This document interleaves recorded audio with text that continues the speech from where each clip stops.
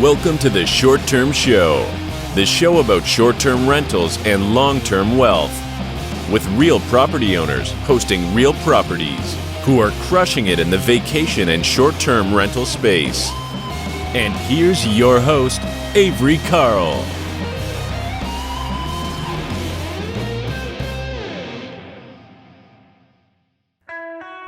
If you like what you're hearing, if you're picking up what I'm putting down, you can join me on a live weekly call to talk about your next short-term rental or ask questions about the one you already have. I am live once per week on Zoom and would love to have you come and say hello. It's strquestions.com. That's strquestions.com. Come and join us. Hey guys, welcome back to another episode of the Short Term Show. Got a super cool guest today, getting away from the full-on real estate investing today into a similar business, but not real estate. And we're going to be talking about, I don't know if our guest coined this phrase, but I really like it. Wheel estate.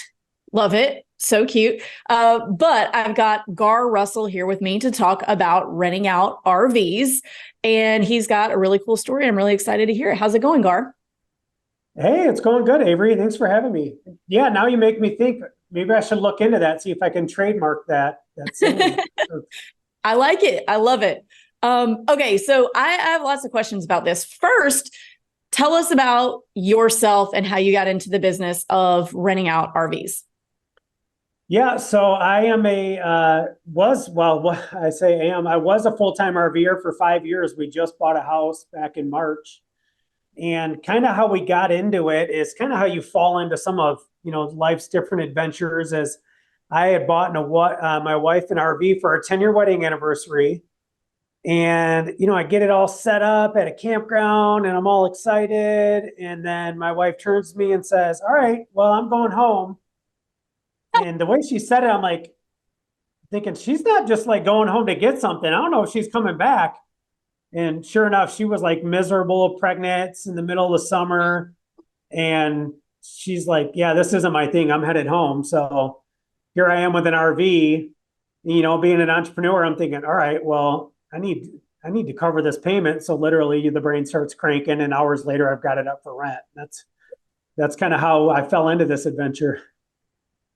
That's funny. So I got into short-term rental investing kind of for the same reason, because my husband tried to take me tent camping a few times and I loathe it. So I said, let's get a cabin. Okay. Well, so first I have a question. How did that of I'm going home, I'm not spending the night here, translate over to being a full-time RVer for a few years?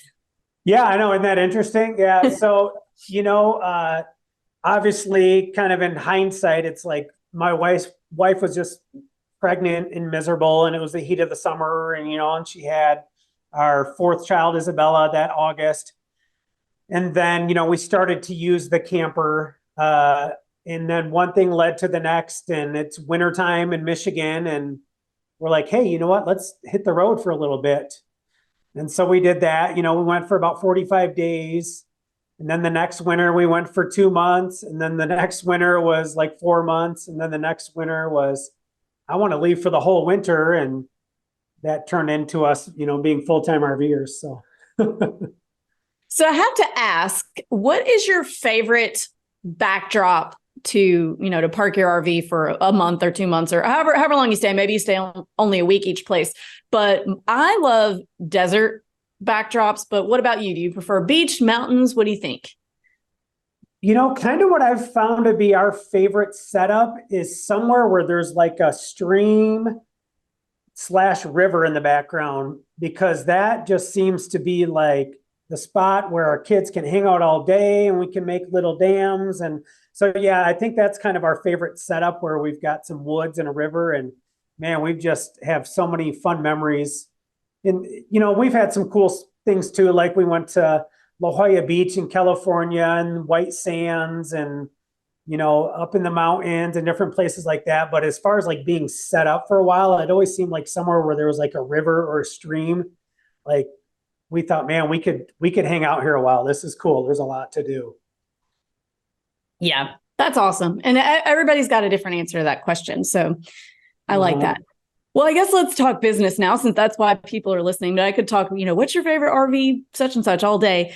Okay, so you got into the business because your wife didn't want to spend the night in it when she was miserable and pregnant. I can relate to that. So how did you go from, I guess I'm going to rent this thing out because my wife doesn't want to stay in it, to where you are now? Actually, let's talk about where you are now. So give our listeners a rundown of this huge business that you've built around this, starting with my wife went home. Yeah. So now where we're at, we've got 30, we're now a franchise opportunity. We have 30 franchises around the country. We've got hundreds of RVs under management. And really my background, as an entrepreneur was, like a lot of entrepreneurs, you start a business, you get the business up and running, it's cash flowing, you're excited. And then we just all naturally gravitate towards real estate, like, oh, now I want to own real estate. It just seems like that's, to me, the natural progression of entrepreneurs. And so I built up a portfolio of real estate. I had about 35 doors, most of them long-term rentals. And that's where, when I started renting my RV, the real estate mind instantly just kicked in, like, oh, okay, I can do real estate. I'll start to rent, I'll buy RVs and rent them out. And I kind of call that my God story there, where I started to buy RVs, but then I quickly had this epiphany, like, well, wait, real estate appreciates, RVs depreciate. Maybe I shouldn't be buying a bunch of RVs. And that's where, I really felt like God was like, other people's RVs. That's the key there, is rent out other people's RVs, because they've got RVs sitting around that are doing nothing, like timeshares. And so that's where the business model kind of graduated into the management piece, other people's assets. And it just, spiraled from there. Okay, so that is really smart, because that was going to be my next question, is like, okay, if you're buying all these RVs, spending all this money, and you're renting them as if they were real estate, but then you don't get all the other benefits of them being real estate, but you're not buying them. My mind is blown. That's genius. I'm impressed. Yeah. So, that's the whole peer-to-peer industry now, like I saw on Facebook a couple of months ago, you can rent somebody's swimming pool if you want. It's a website where you can go on and rent someone's swimming pool, and then we all know the huge, Airbnb and arbitrage movement, all that kind of stuff. And so, yeah, to me, this is the newest vehicle for people, is renting out other people's RVs on their behalf. And there's over 11 million RVs sitting around the country. With COVID especially, there was a huge boom in sales. People couldn't travel, fly, that kind of stuff. So everybody started buying RVs. There was companies that went public, sales were through the roof. And now what we have is this huge pool of RVs that are just sitting around, again, doing nothing. And we have a huge peer-to-peer space. So we have websites like Airbnb that are marketing the outdoors experience. And it's just this perfect storm. Even campgrounds are going up all around the country. The government's investing in more state and federal parks. It's this perfect storm. So yeah, we're kind of right in the middle of it at the right time. So I guess my next question is, if these, people that you're renting their RVs for them, if they're people who, I've been one of those people, who are using theirs like a month out of the year, and then the rest of the time is just kind of sitting there. So how do you find these clients? Because I would imagine they're not actively out there searching for someone to rent out their RV for them. So how do you get these people? Yeah, exactly. Yeah, most people, when we find them, they've never even heard that this is such an opportunity. So usually it's like their minds are blown, or the wife's like, yeah, someone's not sleeping in the bed of my camper. Like, no thanks. But how we find them, usually it's just Facebook Marketplace, RV Trader, the different sites where people are trying to sell their RVs. That's one of the unfortunate sides, and one of the blessings of it is, a lot of people are trying to sell their RVs. They can't get for what they owe on them. So we're the perfect short-term solution for them. We'll rent it out for them for a year or two, help them pay the principal down, put some money in their pocket, and they sell their RV and go on with life. Or, we have investors that will purchase the drivables. because, you still have the benefits of depreciation and the write-offs and stuff like that. So, we have investors that we work with, but yeah, mostly how we find people, it's Facebook Marketplace, RV Trader, stuff like that. Or we partner with like a local storage facilities. That's one of the beauties of the business model too, is we have franchises that have launched, and it's as simple as they talk to a couple storage facilities, they share the business model. The storage facility says, wow, this is great. Yeah, throw a huge sign right out on our fence. We'll partner with you. And bam, now they have a Fireside RV location up and running within 30 days. And there's hundreds of RVs right there in that storage facility that they get to market to the owners and partner with them. Okay. All right. That makes a lot of sense. So a lot of people store their RVs at storage facilities. You can't always just have one sitting in your driveway, HOAs and such. So the storage, you go to the storage facility to partner with them that is also genius, man. You've really got something figured out here. Yeah. It's interesting because now storage facilities are starting to cater more to RV owners. So they're offering services like, hey, we'll wash the RV for you. We'll deliver it to a campground for you. We'll maintenance it for you. So when one of our Fireside franchises comes in and partners with them, the franchisee literally has their whole business in a box there because the storage facility is storing it, maintaining it, cleaning it, delivering it. And our franchisee is literally just orchestrating, everything behind the scenes and collecting that huge management fee that we get. This episode of the Short Term Show is brought to you by the Short Term Shop. If you're interested in buying a short-term rental in one of the top vacation markets in America, just go to theshorttermshop.com and click Get Connected with an Agent. If you purchase a home with the shop, you'll have access to all of our client-only benefits, such as training on how to manage your short-term rental. So we'll teach you everything you need to know, from how to set up your Airbnb and Vrbo listings, to how to use the property management software that you'll need to streamline your business, all the way down to helping you source your local boots on the ground like cleaners, handy people, etc. We've taught thousands of people just like you how to buy and manage their vacation homes from anywhere in the world. So head on over to theshorttermshop.com and click Get Connected with an Agent to get started. I do have to mention that we're brokered by EXP, or else I get in trouble. We'll see you guys over there. This episode is brought to you by the premier short-term rental Facebook group, Short-Term Rental, Long-Term Wealth. We have nearly 50,000 members. This is the biggest independently owned and operated STR Facebook group, and it has been curated by yours truly, Cashflow Carl. Join us on Facebook. Search the groups for Short-Term Rental, Long-Term Wealth. That's Short-Term Rental, Long-Term Wealth on Facebook.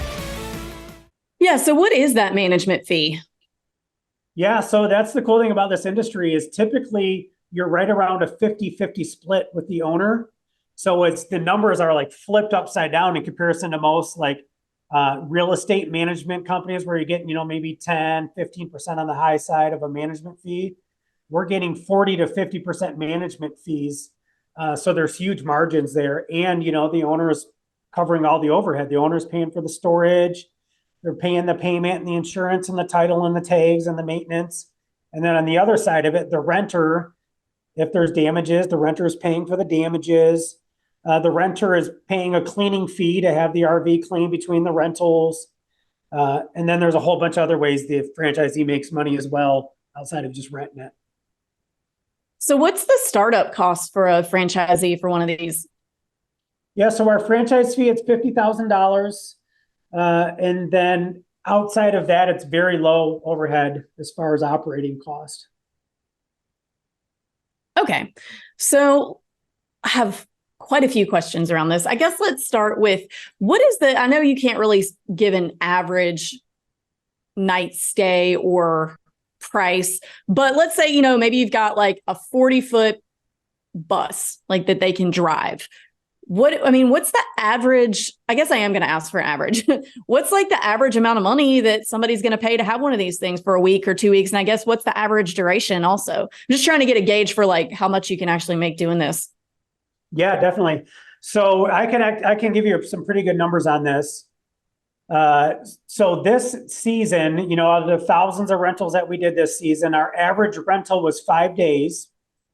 Our average rental amount was $1,340. And then inside of those averages, I always explain it like this. If it's a towable travel trailer, because a lot of people mix up in their mind, like, okay, they just think an RV is RV. But so I always say a towable travel trailer that hooks up to a vehicle and you pull it down the road, that's going to net an owner and the franchisee right around $300 to $500 per week that it's rented. And then the drivable RV that you sit behind and drive, that's going to be about double per week that it's rented, just on the rental revenue. Okay.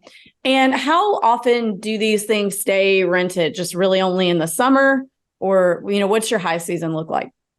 Yeah. So typically, June, July, August, that's our busy time of year. And for a seasonal location, where you're going to have a winter time and, you're just not doing anything in the winter, the average RV is going to go on about 7 to 9 rentals. And then in a year-round location, Florida, Arizona, California, locations like that, you could do double to triple that depending on the area that you're in. Okay. And are these, so when somebody comes to rent one of these, are you dropping them off somewhere and they're staying somewhere for the week? Or are they like coming, picking these up, driving them around, who knows where, and bringing them back? They're doing both.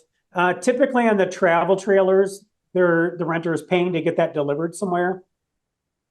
And then on the drivable RVs, typically the renter is picking that up, and they're going from Florida up to Michigan and back. They have a whole bunch of destinations that they're stopping at.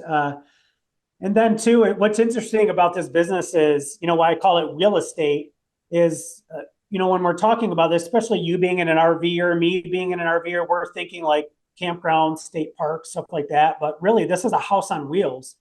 So these RVs are going to corporate events. They're temporary housing for insurance claims, damages to houses. They're mobile quarantine units. They're getting set up at festivals and fairs and outdoor events. We've got people that are renting them as job site offices, for construction developments. It's a house on wheels. So the usage for them is just, it's limitless. So it's pretty interesting on the different uses that people have for, the RVs just outside of camping.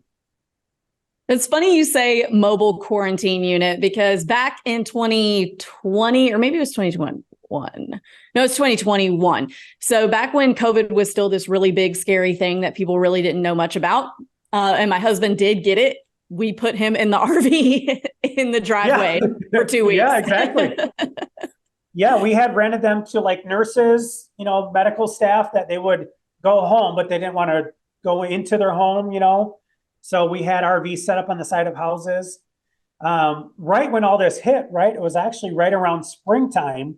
So we had all these snowbirds that were down in Florida, and all their family were trying to get them back to New York and all their respective states. And they're like, yeah, we don't want to risk getting our 9-year-old mother sick. So they were renting RVs as like mobile quarantine units. We had a power plant in Michigan that rented 74 RVs from us for their electrical engineers. So they would stay in them on like 30-day shifts.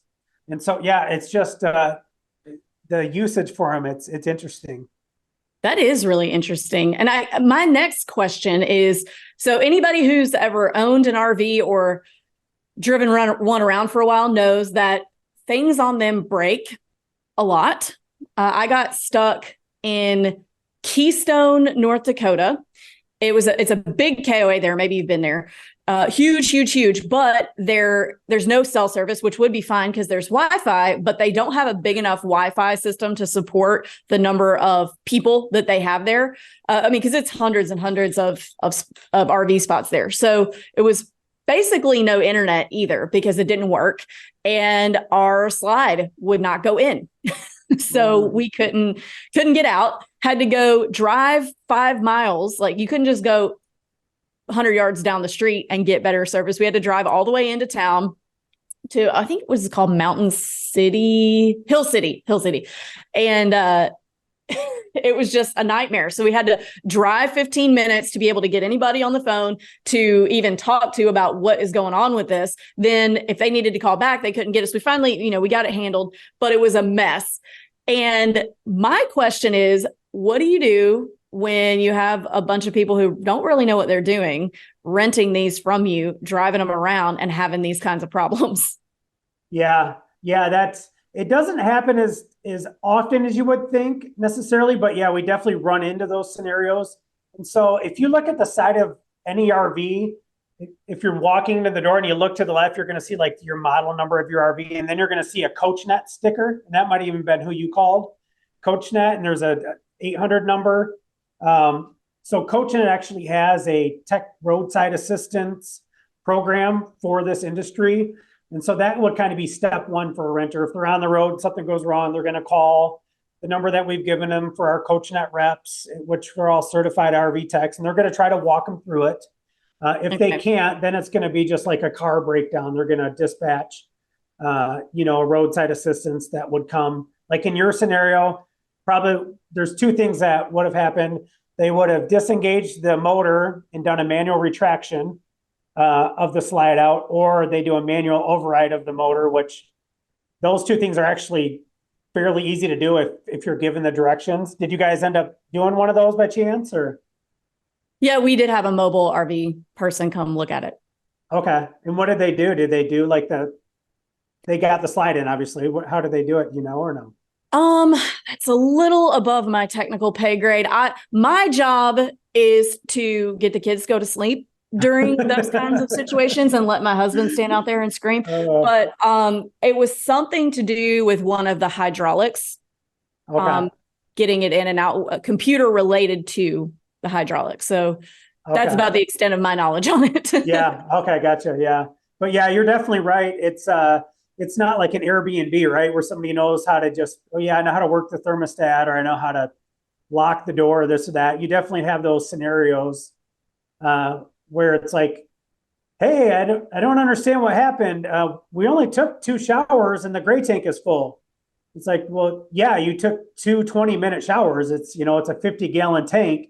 It only holds so much water. Like, here's your option, or, hey, what's this smell in here? It's like, well, the septic tank is right under the toilet. You got to put a tab in there, stuff that, to us, it's like common as RVers, but as a vacation or renter, it's like not as common. So you guys have like a department who handles that? Yeah. Okay.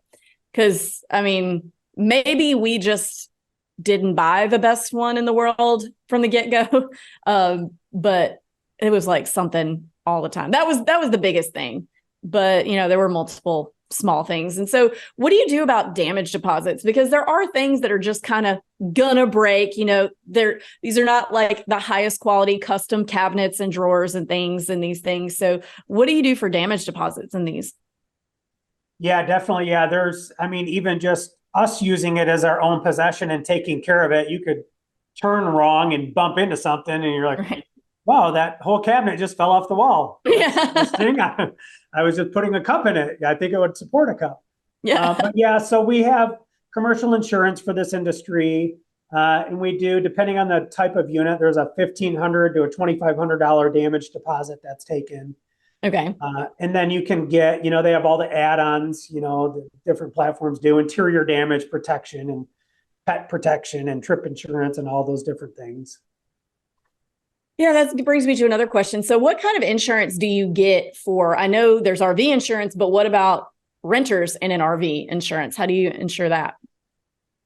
Yeah, so there's a couple of companies that kind of paved the way. So it's interesting as far as like this industry, the RV rental industry has been around forever.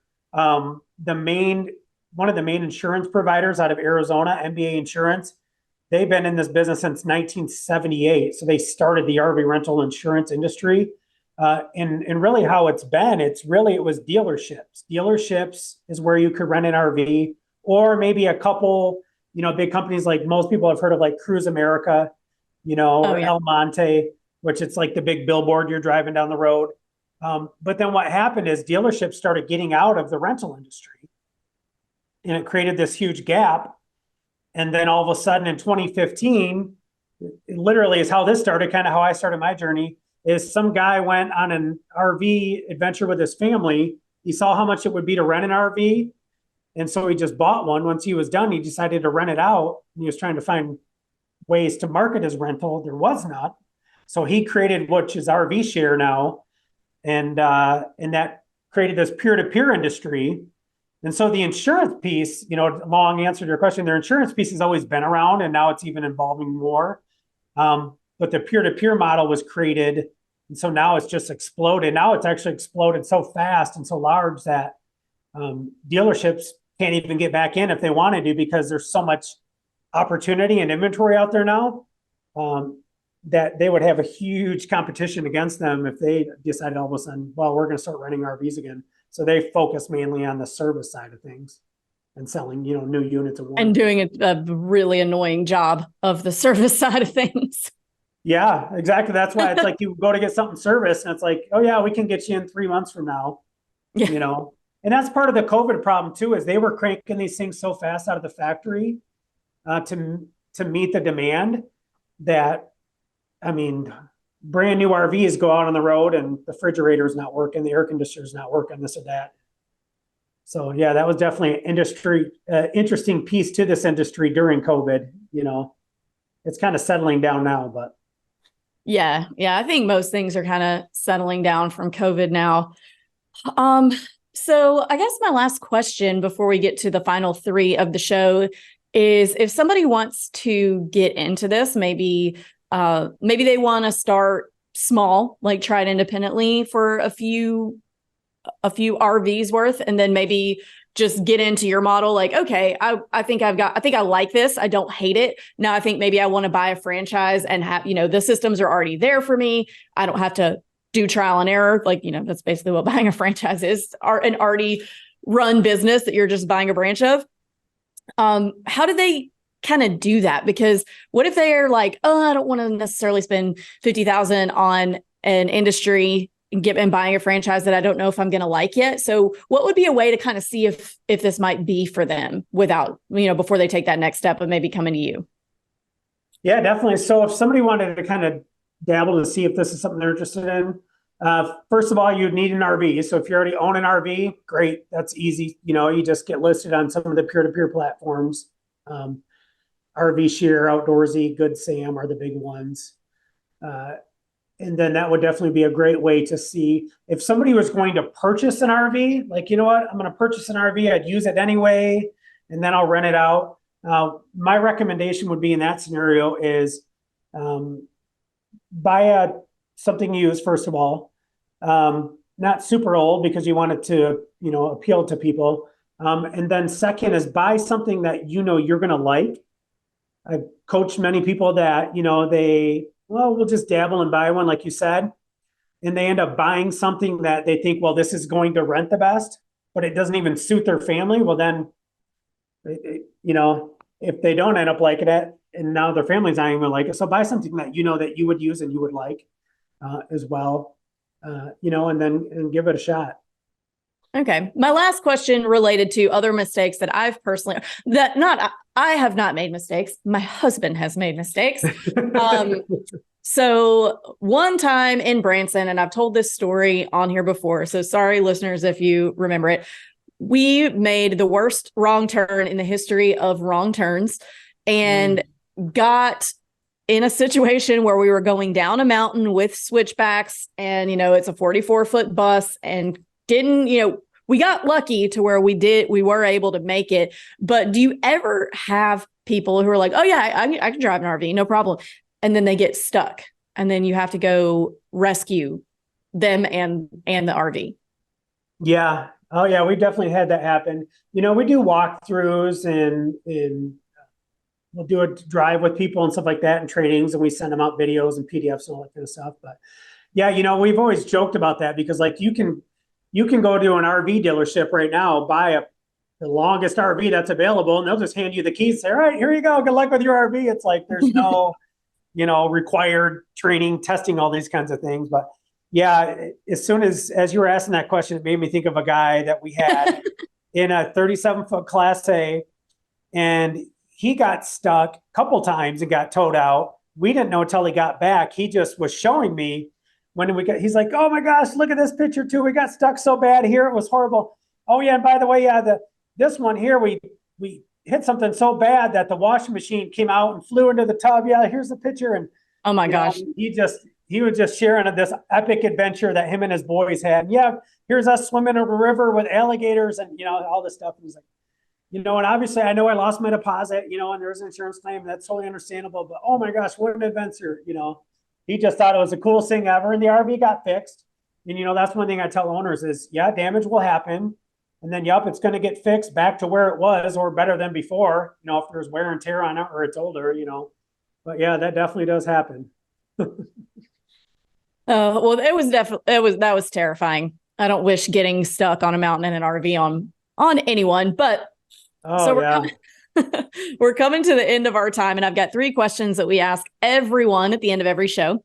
And the first one is, what advice would you give 20-year-old Garr? So, yeah, the advice that I would give my 20-year-old self would definitely be, in regards to business, investing, all that kind of stuff would be the best investment that I've made, that I've learned to make, especially the last 5 years, is investing in myself. So like courses and coaching, kind of like you said, somebody try to rent their RV out on their own and then they decide they like it, this and that, and then they plug into a franchise. Like there's just so much value into finding a mentor that's 5, 10, 20 years ahead of you and learning all their life experience instead of going out and buying that property or RV or whatever, starting that business with little to no experience. Man, if I would have slowed down, found myself a mentor, gotten a coach, and picked the path I wanted to go and followed that, proven systems and processes, man, I would be so far ahead. And I wouldn't have learned things as much the hard way. I could have learned from other people's mistakes. Kind of like we're always probably trying to tell our kids, right? Like, come on, just let me tell you, I've learned, I've done this. I've made this choice before. And this is the consequence of it, So that would definitely be what I would tell my 20-year-old self. Get a course, find a mentor, find a coach, pick a path and stay on it. Good advice. And what advice would you give a new investor or a person getting started in business who's getting started today?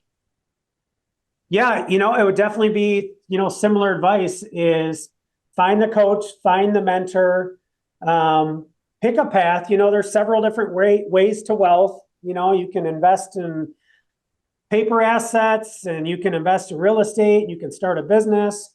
Pick a path would be one of them, and then find your expert and then stick with it. And then after that, what I would say is you don't need a bunch of cash. You don't need, you don't need great credit. You don't need a bunch of knowledge. If you find a mentor and you find a path that you're going to go down, become an expert in that field. You could read 10 books on a subject and you're going to know more about it than 90% of everyone else.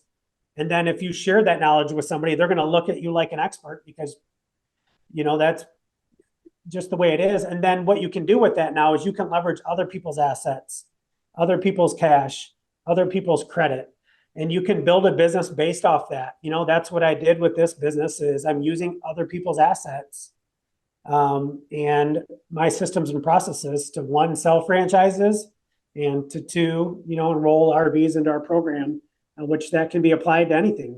You could do that with Turo and cars. You can do that with real estate, short-term rentals, commercial real estate, lots of different mediums. Awesome. And last question, what is your favorite book that's impacted your mindset? Favorite book that's impacted my mindset. Okay. So as far as mindset, and this might be a common answer. I actually had 2 books that I usually like to mention, but in regards to mindset, it's definitely got to be Think Rich, Grow Rich, Napoleon Hill. Mm-hmm. That I would say is definitely the best book to read on mindset. And you could find a lot of other books.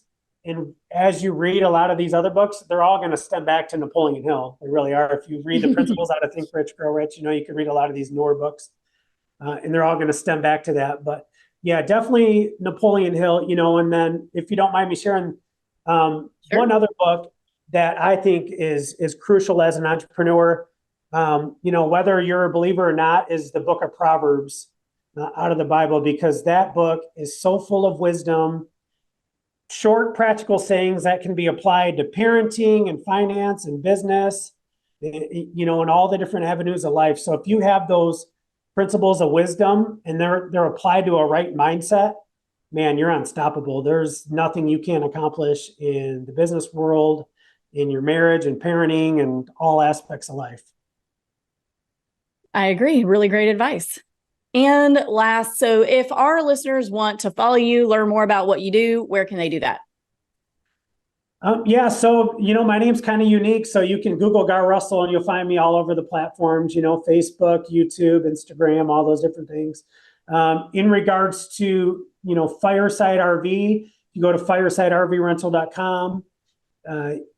You can find all of our RVs for rent. You can learn about starting a Fireside franchise. You can register to attend one of our weekly webinars.